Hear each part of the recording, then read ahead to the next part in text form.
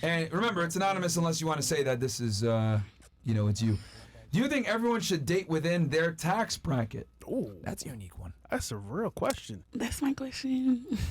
Okay. In an ideal world, yes. But to be honest, men with money, or so to speak, men of different status, don't care if the girl has money or not. So just say, technically speaking, I agree with you, but does it always happen that way? No. But, Okay, so whenever I give advice to either gender, I people get mad at me for this because I always give advice to women to give them the advantage, and I always give men advice to give them the advantage because dating is adversarial, right? It's always one person has to have the leverage.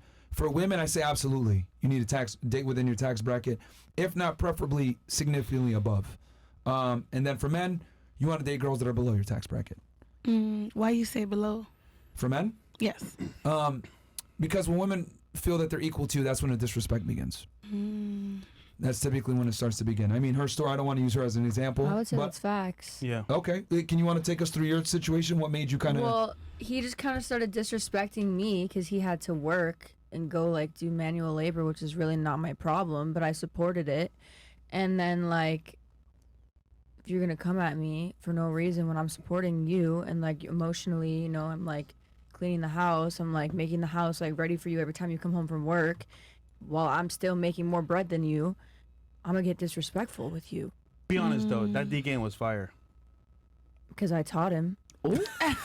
You weren't saying that earlier, but hold on. No, he said that he was good in a lot of ways because he did a lot for Well, me. also keep in mind, she met him when she didn't have money. Yeah. And then she rose up. To be fair, when you start making money way more than him, I'm sure he felt the type of way about it. So No, I shared it with him. Yeah. But as a man, I'm sure he did. because he knows what he's supposed to do as a man. Exactly. Yeah. But to me, I didn't care being that role. Can I also share a controversy, almost like an opposite opinion? Yeah, sure. Before you do, does that answer your?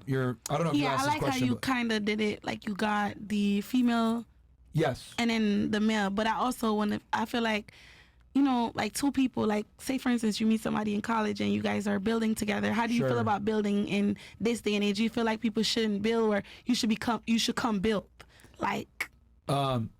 Controversial take. I've always said it. I don't think they build. I think they move in. And I think Bars. and I know That's people crazy. might say that's misogynistic or that's fucked up or whatever, but the reason why I say that is because as a man, when you make more money and become successful, your girl benefits. As a woman, when you make more money and become successful, you start to look like I can do better. Men and women aren't really the same when they get leverage in their relationship from a financial standpoint. So for women, I tell them, get a man that you could look up to and admire that makes significantly more money than you and has more status than you and is better than you. I'd like her, for her example, I'm not going to knock you for being with a guy that when you were supporting him and leaving him. Well, I wasn't really you fucked up. supporting him. I pushed him to open his own company and start his own business. And he But was he didn't want to do it.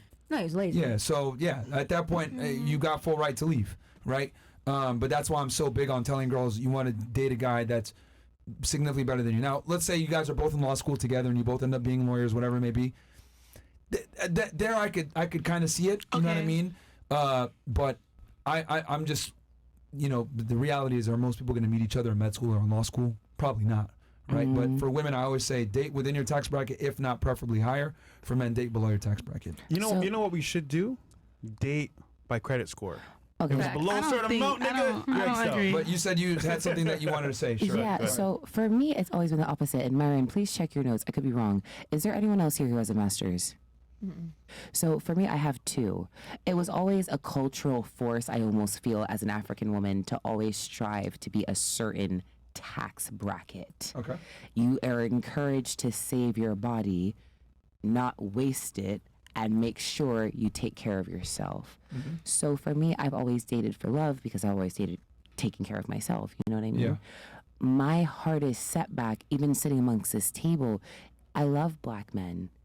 But most black men, the average black man is not going to be making over $40K a year.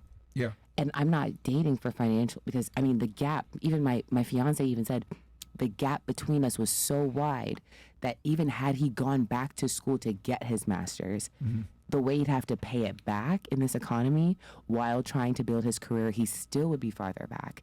And I understood where he was coming from. Because he's right. Yeah. I have privilege that allowed for me to do what I had to do.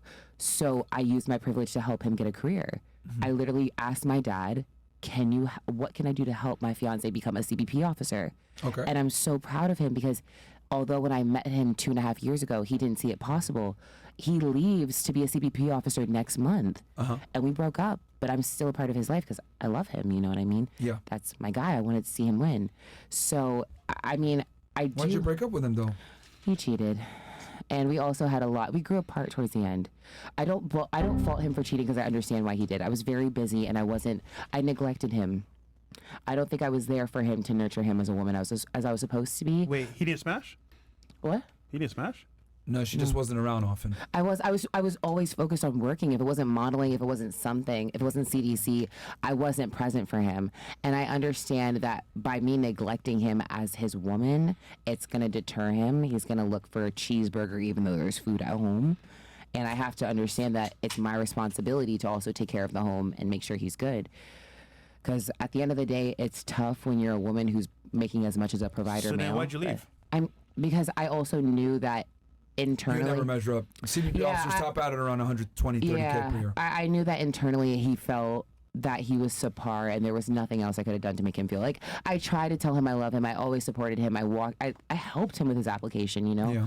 But I also have to understand that there's nothing I can do to make him feel like a man if I'm where I am.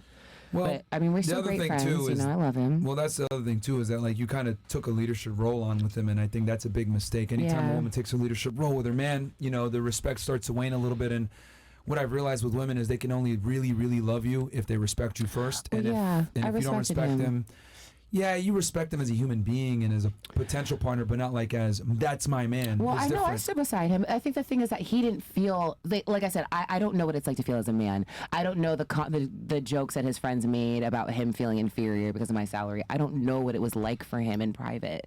So I tried my best in my own opinion, but I still recognize that it may not have been enough. You know what I mean? Okay. I'll tell you this: if he was a multimillionaire and he cheated on you, you would have thought twice about leaving him. If he was a multimillionaire and he cheated on me, I would also wonder why I was not a multimillionaire. Because also, too, him and I were so in tune. The he point had I'm what I making didn't is have. that, like, if he made more money, you would have thought twice about leaving him. If he made more money, I don't think he'd be the man he was. Because the thing about him is that he had what money didn't buy. He's authentic. He's a home builder. He's a man. You know what I mean? Like, And you still left. No, I mean, this is the thing. We mutually agreed. Like, even our parents were like, it's not best for you guys. So, but although we're not together, like, romantically, he's still a part of my life. Like, I'm not dating anyone else. I don't have a need to be with anyone else. Okay. Because I genuinely loved him. So I'm like, all right, well, if we break up because of this amicable difference, at least let us be a part of one another's lives at the end. That's all I ask. I still think the tax bracket matters. Yeah, I mean, I definitely agree with you. I don't know what it's like to be a man. And I think that did also, like, I do understand the difference. We come from two different cultures. He's American. I come from like a hard, disciplined African dad. I didn't have a choice. You know what I mean? Okay, we got you.